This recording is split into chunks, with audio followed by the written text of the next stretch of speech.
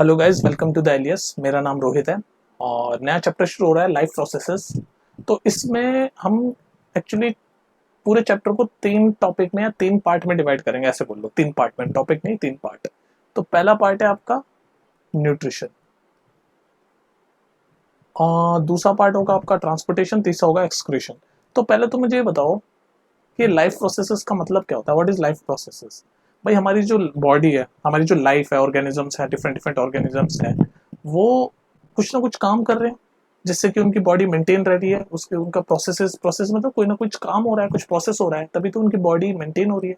तो वो प्रोसेस कुछ भी हो सकते हैं। जैसे कोई हमारे जो कोई भी ऑर्गेनिज्म है, चाहे एनिमल है, ह्यूमंस हैं, बैक्टीरिया है, फंगई है, उन सबको कोई ना कोई फूड फूड चाहिए, जिसको हम न्यूट्रिशन बोलते हैं। सांस लेते हैं वो, रेस्पिरेशन बोलते हैं उसको, है ना। फिर उसके बाद एक जगह से दूसरी जगह चीजें, जैसे अगर बॉडी में भी फूड, जैसे हम भी ह्यूमंस के केस में फूड खाते हैं, तो वो मुंह से खाते हैं, फिर नीचे जाता है, स्टमक में जाता है, फिर वहां से प्रोसेस होता है, फिर एक्सक्रीट आउट होता है ना। तो ये सारा काम होता है। ट्रांसपोर्टेशन ये भी एक तरीके का प्रोसेस है ना। और उसके बाद फाइनली एक्सक्रीशन, मतलब जो भी वेस्ट प्रोडक्ट है वो बॉडी से बाहर जाए। तो ये सब हमारे जो बॉडी को अंदर लाइफ को चलाने के लिए, बॉडी को, किसी भी ऑर्गेनिज्म की बॉडी को मेंटेन करने के लिए डिफरेंट डिफरेंट प्रोसेसेस होना जरूरी है। न्यूट्रिशन का होना जरूरी है। ये भी एक प्रोसेस, मतलब एक काम होना, काम होना जरूरी है। अगर बॉडी मेंटेन किसी भी ऑर्गेनिज्म को, चाहे वो ह्यूमन हो, एनिमल हो, कोई भी ऑर्गेनिज्म हो, उसको अगर अपनी बॉडी मेंटेन करनी है तो उसकी बॉडी के अंदर ये सारे प्रोसेस रेगुलरली और प्रॉपरली काम करते रहने चाहिए। न्यूट्रिशन का काम होना चाहिए, रेस्पिरेशन का काम होना चाहिए, है ना। सांस हमारी रुक जाएगी, ये एक प्रोसेस है। तो क्या बॉडी, ऑर्गेनिज्म की बॉडी प्रॉपरली काम करेगी? नहीं काम करेगी ना। तो ये रेस्पिरेशन प्रोसेस प्रॉपर होना चाहिए, ट्रांसपोर्टेशन चीजों का प्रॉपर होना चाहिए, एक्सक्रीशन प्रॉपर होना चाहिए। तो इन्हीं सब चीजों को हम बोलते हैं प्रोसेस, लाइफ के प्रोसेसेस। मतलब किसी भी ऑर्गेनिज्म की लाइफ के प्रोसेसेस हम पढ़ेंगे इस चैप्टर में। तो जो पहला प्रोसेस है न्यूट्रिशन, उसको हम डिटेल में पढ़ेंगे, ठीक है। अब न्यूट्रिशन के बेसिस पे जो ऑर्गेनिज्म है, फूड के बेसिस पे ऑर्गेनिज्म डिवाइड हो रखे हैं। किन चीजों में? दो चीजों में। एक ऑटोट्रॉफिक, सुनते जाओ, ऑटोट्रॉफिक, और दूसरा हेट्रोट्रॉफिक। नाम में छुपी हुई ये चीजें, ऑटोट्रॉफिक और हेट्रोट्रॉफिक। तो ऑटो, ये जो वर्ड है ना, ऑटो, ऑटो का मतलब होता है सेल्फ, मतलब अपने आप। हम बोलते हैं ना ऑटोमेटिक है, ये अपने आप है ये मशीन। या फिर हम ऑटो मोड पे लगा दो, मतलब अपने आप चलता जाए, है ना। तो ये ऑटो वर्ड मतलब होता है सेल्फ। तो ऑटोट्रॉफिक मतलब वो ऑर्गेनिज्म जो अपना खाना खुद बनाते हैं, वो किसी किसी और पे डिपेंडेंट नहीं होते। तो इस तरीके के ऑर्गेनिज्म को क्या बोलते हैं? Autotrophic organism. और वो जो न्यूट्रिशन वो लेते हैं, जो भी वो फूड खाते हैं, उसको हम क्या बोलेंगे? Autotrophic nutrition. तो इसके एग्जाम्पल क्या होंगे बताओ? कौन कौन से ऑर्गेनिज्म ऑटोट्रॉफिक न्यूट्रिशन प्रोसेस करते हैं, बताओ। अरे यार, प्लांट्स। प्लांट्स अपना खाना खुद बनाते हैं ना। किस प्रोसेस से बनाते हैं? पता है ना आपको, फोटोसिंथेसिस प्रोसेस से बनाते हैं। तो छोटी क्लास से हम पढ़ते आ रहे हैं। अपना खाना खुद बनाते हैं प्लांट्स। और कुछ टाइप के फंगल भी होते हैं, सारे नहीं, पर कुछ कुछ ऐसे फंगस होते हैं, फंगाई होते हैं, जो अपना खाना खुद बनाते हैं। तो वो भी ऑटोट्रॉफिक मोड ऑफ न्यूट्रिशन में है, कुछ तरह के फंगल्स। और हेट्रोट्रॉफिक मतलब, हेट्रो मतलब दूसरों पे डिपेंड होते हैं, दूसरों पे।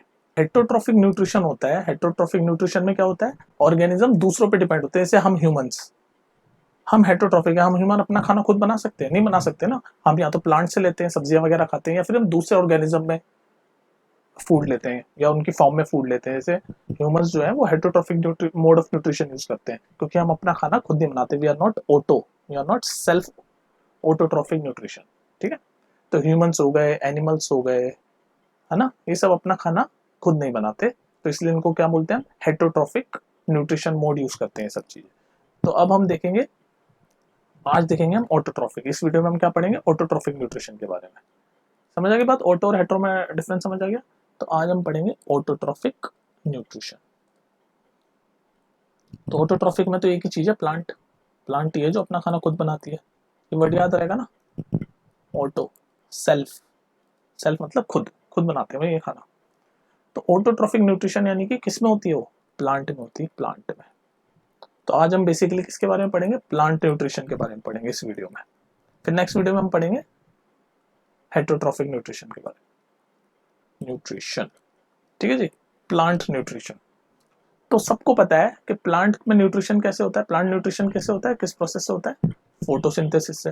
प्लांट अपना खाना कैसे ऑब्टेन करता है भाई, ऑटो तो करता है, अपना खाना खुद तो बनाता है, पर कैसे बनाता है, फोटोसिंथेसिस से बनाता है। फोटोसिंथेसिस में क्या होता है, फोटोसिंथेसिस में जो प्लांट है वो कार्बन डाइऑक्साइड, वाटर और सनलाइट, सूरज की रोशनी, इन तीनों को इस्तेमाल करके फूड बना देता है, फूड ऑब्टेन करता है।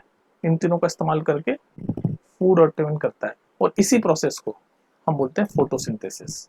ठीक है, प्लांट न्यूट्रिशन जो होता है वो कैसे होता है, फोटोसिंथेसिस प्रोसेस से होता है। तो इसकी इक्वेशन पता है क्या होती है, इक्वेशन बड़ी कॉमन है, याद होनी चाहिए। फोटोसिंथेसिस की इक्वेशन बता रहा हूं मैं आपको यहाँ पर।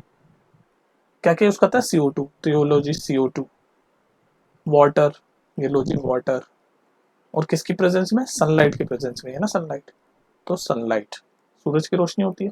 सनलाइट की प्रेजेंस में हम क्या, वो क्या प्लांट क्या बनाते हैं, अपना फूड बनाते हैं, अपना फूड। तो उनका फूड है ये C6H12O6, जो कि एक तरीके का ग्लूकोस है। ये जो है C6H12O6, ये क्या है, ग्लूकोस है, एक तरीके का ग्लूकोस, एनर्जी। भाई फूड हमें क्या देता है, एनर्जी देता है ना, तो ये एनर्जी है, ग्लूकोस है। ठीक है, और क्या, ये रिएक्शन है फोटोसिंथेसिस की, याद कर लो, इसको बैलेंस भी कर लो। ये 6, पहले मैं लिख देता हूँ, प्लस O2 रिलीज करता है, ऑक्सीजन रिलीज करता है ना प्लांट, ये देख लो, ये देख लो, ये फोटोसिंथेसिस प्रोसेस में ऑक्सीजन रिलीज हो रही है ना यहाँ पर। तो ये आप याद कर लो, इसमें कई बार पूछ सकता है, ये फोटोसिंथेसिस की इक्वेशन है, फोटोसिंथेसिस की इक्वेशन है, याद रहेगी। कार्बन डाइऑक्साइड यूज किया, पहले मैं इसको बैलेंस कर दूं यार, ये C6CO2 12H2O, और हाँ अभी बैलेंस है। ठीक है, तो ये फोटोसिंथेसिस की आपकी इक्वेशन है। क्या क्या यूज करता है plant, carbon dioxide, water in the presence of sunlight, और ये बना दिया फूड। फूड यानी कि किस फॉर्म में बनाया, ग्लूकोज। ग्लूकोज यानी कि क्या है, ये एनर्जी है, इसी से प्लांट को एनर्जी मिलती है, और ये H2 और ऑक्सीजन भी रिलीज करता है। ठीक है, तो अब हम देख लेते हैं कि फोटोसिंथेसिस जो हो रही है प्लांट के अंदर वो कहाँ होती है। भाई हो तो रही है फोटोसिंथेसिस, फोटोसिंथेसिस के प्रोसेस से ही वो खाना बना रहा है प्लांट, लेकिन फोटोसिंथेसिस होती कहाँ पर है, साइट ऑफ फोटोसिंथेसिस क्या है वो देखते हैं। तो फोटोसिंथेसिस कहाँ होती है प्लांट के अंदर, साइट मतलब कौन सी साइट पे कहाँ होती है, तो जहां फोटोसिंथेसिस होती है उसका नाम होता है क्लोरो, नाम याद रख लो, क्लोरोप्लास्ट। क्या है क्लोरोप्लास्ट, देखो क्लोरोप्लास्ट क्या होता है इसको समझाता हूँ मैं। मान लो कोई भी प्लांट सेल है, ये एक प्लांट सेल है, सेल का स्ट्रक्चर ऐसे होता है ना, बीच में न्यूक्लियस। तो 9th स्टैंडर्ड में आपने एक चीज पढ़ी थी कि जो न्यूक्लियस है ना, बीच में न्यूक्लियस, और ये सेल का प्लाज्मा मेम्ब्रेन, सेल मेम्ब्रेन। तो सेल की जो बॉडी है, जो साइटोप्लाज्म है, ये पूरी बॉडी है, इसके अंदर और भी different different type of organs होते हैं। जो एक सेल के अंदर जो ऑर्गन्स होते हैं उसको बोलते हैं ऑर्गेनेल्स। क्या बोलते हैं, ऑर्गेनेल्स। ठीक है, तो इस सेल के अंदर, किसी भी एक सेल के अंदर different different type of organelles होते हैं, जिनका अलग अलग फंक्शन होता है, अलग अलग फंक्शन होता है।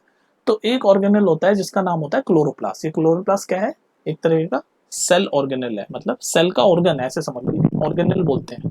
ऑर्गन तो हम पूरी बॉडी का बोलते हैं ना, जैसे ह्यूमंस के अंदर अलग अलग ऑर्गन है, लीवर है, किडनी है, ऐसे सिर्फ एक छोटा सा सेल देखें तो उसके अंदर भी अपने खुद के छोटे छोटे ऑर्गेनल होते हैं, तो उनको बोलते हैं सेल ऑर्गेनल।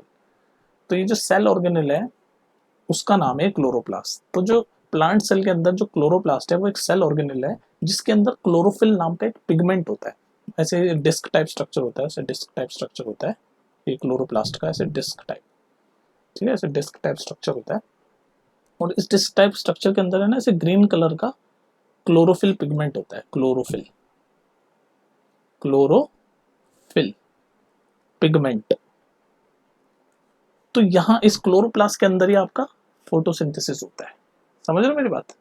तो जो क्लोरोप्लास्ट है सेल के अंदर, एक सेल ऑर्गेनेल है क्लोरोप्लास्ट, इसके अंदर क्लोरोफिल पिगमेंट होता है, और इसी के अंदर आपका फोटोसिंथेसिस होता है। अब प्रोसेस क्या है फोटोसिंथेसिस का, कि भाई ये जो क्लोरोफिल है, मैं प्रोसेस बताता हूँ। पहला स्टेप क्या होता है, ये जो क्लोरोफिल है ये क्या करता है, जो सनलाइट आ रही है ना उसको एब्जॉर्ब करता है, सनलाइट को एब्जॉर्ब किया। मैं फोटोसिंथेसिस का आपको स्टेप बता रहा हूँ, मतलब ऐसा कोई जरूरी नहीं है कि स्टेप बाय स्टेप चले, लेकिन ये काम होता है। क्या काम होता है कि भाई क्लोरोफिल जो होता है, लिख देता हूँ, क्लोरोफिल, क्लोरोफिल एब्जॉर्ब्स सनलाइट। ये मैंने उल्टा लिख दिया, समझ लो, chlorophyll absorbs sunlight. Sunlight absorb कर ली क्लोरोफिल ने, उसके बाद क्या करता है, सेकंड, अब सनलाइट आई है तो यानी कि लाइट एनर्जी आ गई, और ये जो लाइट एनर्जी है ये कन्वर्ट हो जाती है केमिकल एनर्जी में। Light energy convert into chemical energy. Process देख लो आप फोटोसिंथेसिस का कैसे हो रहा है। Light energy convert into chemical energy. सबसे पहले क्लोरोफिल जो है, क्लोरोप्लास्ट के अंदर जो ये ग्रीन कलर का पिगमेंट है, ये क्या करता है, सनलाइट को एब्जॉर्ब करता है। अब सनलाइट एब्जॉर्ब कर ली तो यानी कि लाइट एनर्जी मिल गई, और ये लाइट एनर्जी फिर कन्वर्ट हो जाती है केमिकल एनर्जी में। अब ये केमिकल एनर्जी क्या काम करती है, नेक्स्ट पेज पे लिख रहा हूँ मैं, केमिकल एनर्जी क्या काम करती है। केमिकल एनर्जी जो वाटर है, वाटर भी तो चाहिए होता है ना फोटोसिंथेसिस में, रॉ मटेरियल। तो केमिकल एनर्जी क्या करती है, जो वाटर मॉलिक्यूल है H2 है, H2 जो मॉलिक्यूल है उसको ब्रेक कर देती है। किस चीज में ब्रेक कर देती है, हाइड्रोजन और ऑक्सीजन में। ये देखो ना, हाइड्रोजन भी ऑक्सीजन भी है वाटर में। तो केमिकल एनर्जी जो है वो हाइड्रोजन मॉलिक्यूल को ब्रेक कर देती है इन हाइड्रोजन एंड ऑक्सीजन। ठीक है, यहां तक बात समझ में आ गई। वो जो कार्बन डाइऑक्साइड जो लेते हैं प्लांट, वो क्या कर देते हैं, कार्बन डाइऑक्साइड रिडक्शन हो जाता है उसके अंदर, carbon dioxide reduction to carbohydrates.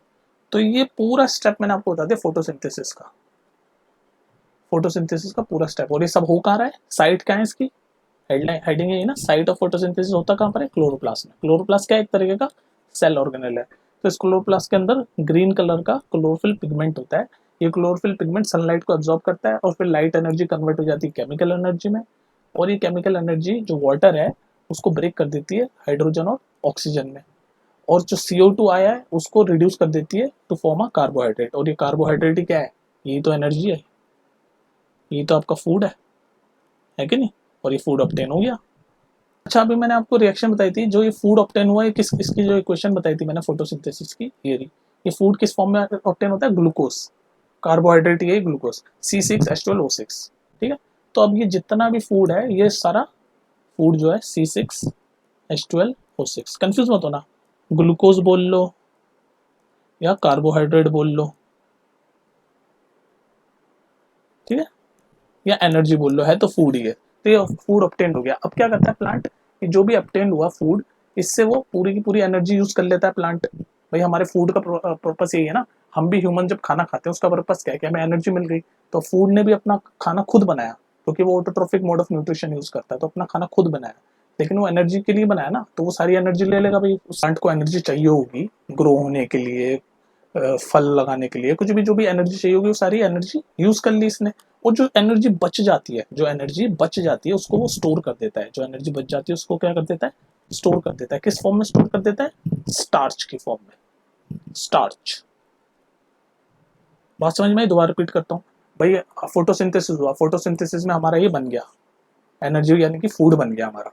Photosynthesis process से प्लांट ने खुद का फूड खुद बना लिया। उसके बाद फूड क्यों बनाता है भाई, ह्यूमन भी फूड क्यों खाता है, कि एनर्जी मिले। ऐसी प्लांट को फूड बना लिया उसने, वो खुद बनाता है। तो बना के उसने वो जो भी प्लांट को रिक्वायर्ड एनर्जी है ग्रो होने के लिए, सब कुछ के लिए, वो एनर्जी उसने यूज कर ली। और जो एनर्जी एक्स्ट्रा बच जाती है उसको वो क्या कर देता है, स्टोर कर देता है। किस फॉर्म में, स्टार्च की फॉर्म में, स्टार्च की फॉर्म में स्टोर कर देता है। ऐसा ह्यूमंस में भी होता है। मैं बताऊँ आपको, अभी तो हम प्लांट का पढ़ रहे हैं, ह्यूमंस का हम बाद में पढ़ेंगे हेटरोट्रोफिक न्यूट्रिशन में। पर ऐसे एनर्जी हम ह्यूमंस भी स्टोर करते हैं। हम ह्यूमंस खाना खाते हैं, खाना खाते हैं, जो एनर्जी हमें यूज होनी होती है हमारी डे टू डे लाइफ के लिए, रेस्पिरेशन के लिए, वर्किंग के लिए, वो सब यूज हो जाती है। बाकी एनर्जी हम ह्यूमंस भी स्टोर कर देते हैं। और जो ह्यूमंस एनर्जी स्टोर करते हैं वो किस फॉर्म में करते हैं, ग्लाइकोजन। हम करते हैं ग्लाइकोजन के फॉर्म में। लेकिन अभी हम पढ़ रहे हैं प्लांट के बारे में, तो इसको भूल जाओ। लेकिन ये मैंने बता दिया, कंफ्यूज मत होना, कि ह्यूमन भी एनर्जी स्टोर करते हैं ग्लाइकोजन के फॉर्म में। लेकिन यहाँ बात चल रही है ऑटोट्रोफिक न्यूट्रिशन। तो प्लांट जो बची हुई एनर्जी बाकी तो यूज कर ली, और जो बच जाती है उसको स्टार्च के फॉर्म में यूज कर लेता है। ठीक है, यहाँ तक बात समझ में आ गई। अच्छा जी, तो ये था पूरा ऑटोट्रोफिक न्यूट्रिशन, यानी कि प्लांट न्यूट्रिशन। प्लांट ही करता है ऑटोट्रोफिक मोड ऑफ न्यूट्रिशन। तो प्लांट न्यूट्रिशन हमने पढ़ लिया। हमने पढ़ लिया कि भाई प्लांट किस प्रोसेस से फूड बनाता है। क्या प्रोसेस है वो प्रोसेस है फोटोसिंथेसिस। फोटोसिंथेसिस से ही बनाता है ना भाई। और फोटोसिंथेसिस में रॉ मटेरियल कौन कौन सी यूज करता है वो, रॉ मटेरियल अगर आपसे कोई पूछ ले, raw material use in photosynthesis, तो CO2 और सनलाइट। सनलाइट की प्रेजेंस में होता है ना भाई। पेड़ को अगर रोशनी नहीं मिलेगी तो कैसे वो फूड बनाएगा। तीसरा वाटर, और बताओ और कुछ है, कार्बन डाइऑक्साइड ले ली, सनलाइट ले ली, वाटर ले ली। इसके अलावा एक और चीज होती है, देखो मैं आपको बताऊँ, सिर्फ यही नहीं होती सब, हम ये सब तो जानते हैं हम, कि भाई CO2 लेता है, वाटर लेता है, सनलाइट लेता है। ये तो पता है हमें फोटोसिंथेसिस में, पर इसके अलावा और भी चीज़ चाहिए होती है यार, और भी मिनरल्स चाहिए होते हैं। जैसे कौन कौन से मिनरल चाहिए होते हैं? जैसे नाइट्रोजन, नाइट्रोजन चाहिए होता है ना, फॉस्फोरस चाहिए होता है, और आपका आयरन भी चाहिए होता है, मैग्नीशियम भी चाहिए होता है, ये छोटे मोटे एलिमेंट्स और भी चाहिए होते हैं। तो ये एनिमल्स कहाँ से मिलते हैं उनको? तो ये मिलते हैं उनको सॉइल से। तभी तो हम, आपने देखा होगा मिट्टी में हम खाद डालते हैं ना, खाद फर्टिलाइजर डालते हैं कि नहीं डालते फर्टिलाइजर, ये सारे न्यूट्रिएंट्स भी मिले, ये भी चाहिए होते हैं। ये तो है ही रॉ मटेरियल इंपॉर्टेंट, पर उसके अलावा और भी ये भी चाहिए होते हैं, अदर मटेरियल्स, अदर मटेरियल्स ये भी चाहिए होते हैं उन्हें। नाइट्रोजन, फॉस्फोरस, आयरन, मैग्नीशियम, ये कहाँ से मिलता है? इनको सॉइल से मिल जाता है। ठीक है जी। तो ये था आपका पूरा का पूरा ऑटोट्रॉफिक न्यूट्रिशन। आई होप आपको ये समझ आ गया होगा। ऑटोट्रॉफिक न्यूट्रिशन कौन करता है? प्लांट करता है। तो इस टॉपिक को आप प्लांट न्यूट्रिशन बोल लो या फिर ऑटोट्रॉफिक न्यूट्रिशन बोल लो, कोई दिक्कत नहीं है। अब हम नेक्स्ट वीडियो में पढ़ेंगे हेटरोट्रॉफिक न्यूट्रिशन, जो कि ऐसे ऑर्गेनिज्म जो दूसरे पे डिपेंड होते हैं खाने के लिए। प्लांट ने तो अपना खुद बना लिया भाई, देख लो, किसी पे डिपेंड नहीं है, अपना खाना खुद बना लेता है फोटोसिंथेसिस से। ये तीनों सारे रॉ मटेरियल यूज करके खुद का खाना खुद बना लिया, और स्टोर भी कर लेता है स्टार्च के फॉर्म में, है ना, यूज करने के बाद जो बच जाता है। अब नेक्स्ट हमारे होगा हेटरोट्रॉफिक न्यूट्रिशन, जिसमें हम ह्यूमन से, एनिमल्स से, तो उसमें देखेंगे क्या क्या होता है। ठीक है, इस वीडियो में इतने ही, आराम आराम से स्टेप बाय स्टेप पढ़ेंगे। मिलते हैं फिर नेक्स्ट वीडियो में। Take care. और कुछ पूछना हो तो पूछ लेना बिंदास।